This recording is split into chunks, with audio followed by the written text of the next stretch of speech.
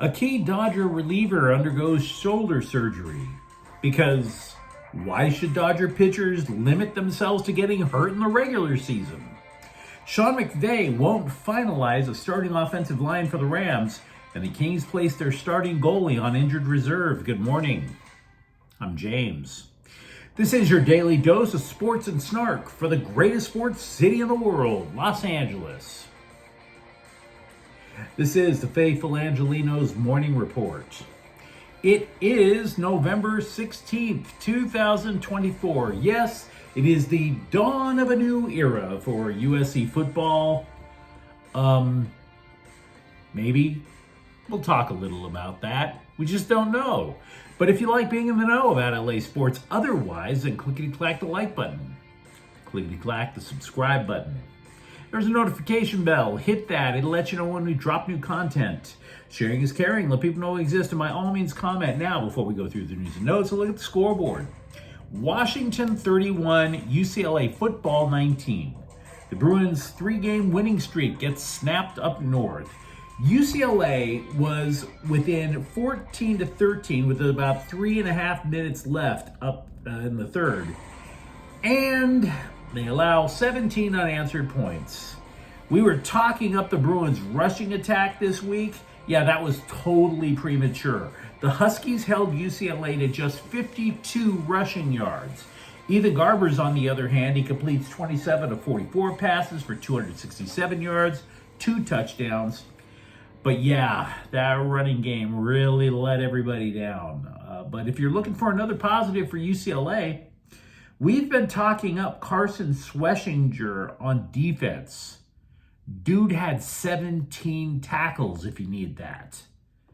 Now going to this game, I was thinking to myself that this could be sort of a gauge as to where the Bruins stand compared with USC. I mean, after all, UCLA just could not stop stepping on rakes. I was about to say stepping in piles of dog poo, but either way, they were stepping in something at the beginning of the year.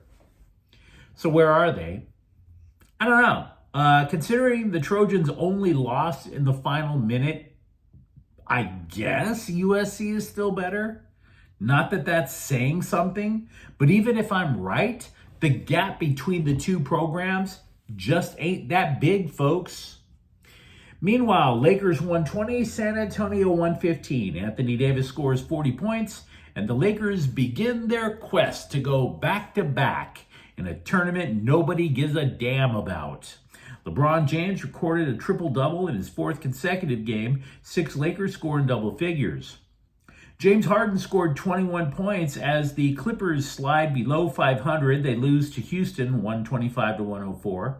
Now, before the season began, we were talking about how without Kawhi Leonard, that the Clippers were just going to be desperately searching for scoring. The starters for the Clippers, they only scored 50 points. Now, one thing I would say that's a plus, Harden did tie Ray Allen for number 2 all-time in made three-pointers. UCLA basketball 85, Lehigh Mountain 45. Eric Daly scored 17 points. The Bruins improved to 3-1. Meanwhile, today, Nebraska is at USC at 1 o'clock. Jaden Maiava makes his debut at quarterback. Even more important, though, the Trojans need to win 2 of their last 3 regular season games to become bowl eligible. Keep in mind, those other 2 games versus UCLA and Notre Dame. So it's about as must-win as you can imagine. The Lakers are at New Orleans at 5, and Detroit is in town to play the Kings at 5.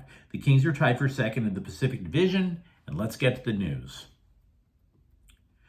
You know, one of the things that I like about the holidays, it's not all people living together as one, hope for the future. It isn't Mariah Carey. It damn sure ain't eggnog. That stuff is disgusting. But I like that the Dodgers pitchers don't get injured that much now. Oh, they still get hurt. They still need surgery. They just don't have that conga line going straight into the operating room as what happens pretty much from the start of spring training until the final out. Reliever Brusdar Graterol and his triumphant Jerry curl underwent right shoulder surgery on Thursday. He is expected to miss half of next season. Now, the dude already spent much of this year sidelined. He only pitched in 7 regular season games, 3 in the World Series. Now, when he was healthy, he averaged 49 appearances for the Dodgers from the years 2021 to 2023. And he's pretty effective at that. But you're not going to hear about him now until coming up on the All-Star break. So where does that leave the pitching? Well, I mean, Graterol's a reliever.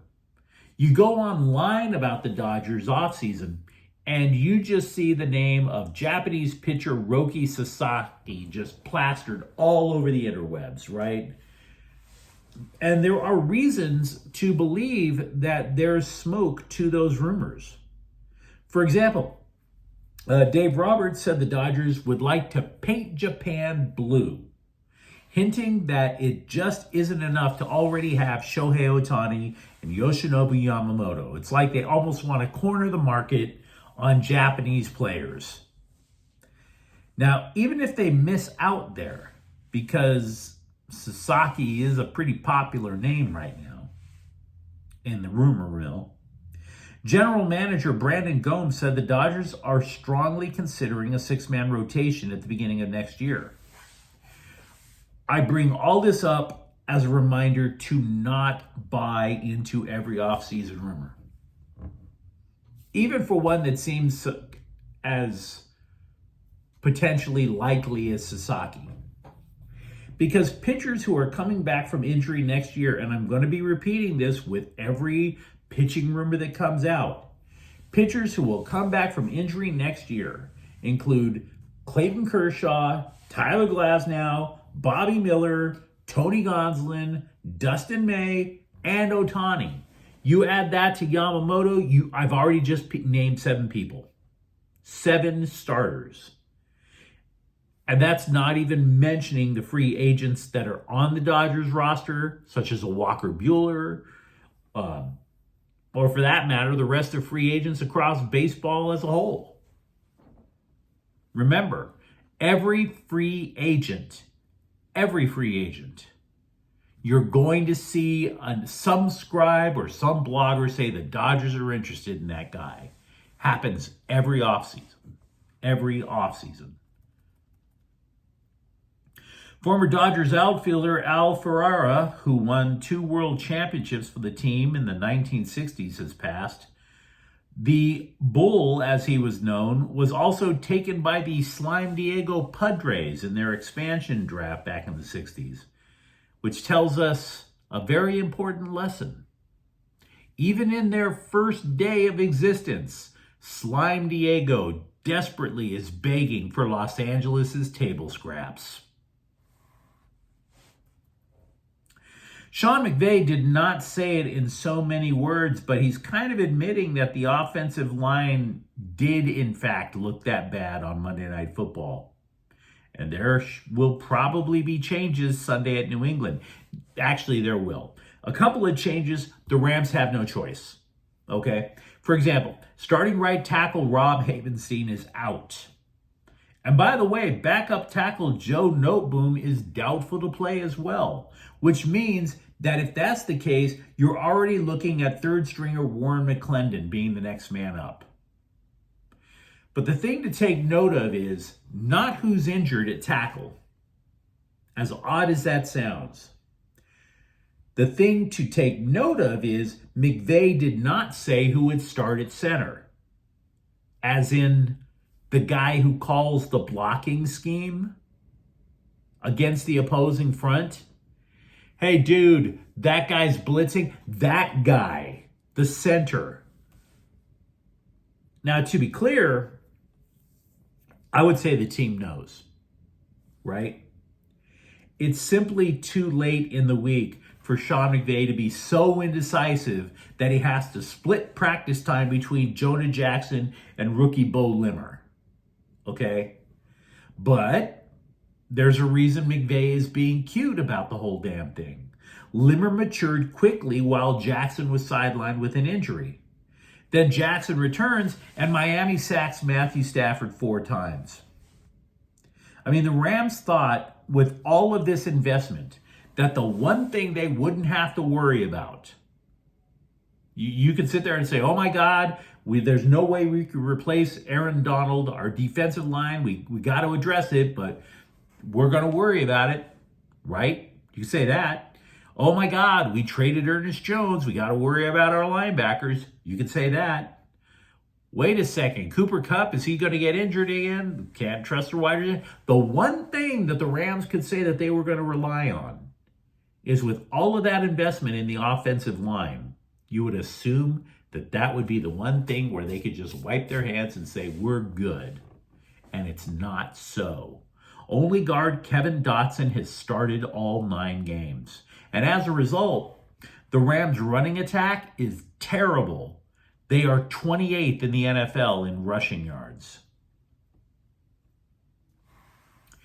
The Kings aren't saying that Darcy Kemper re-aggravated a groin injury from October.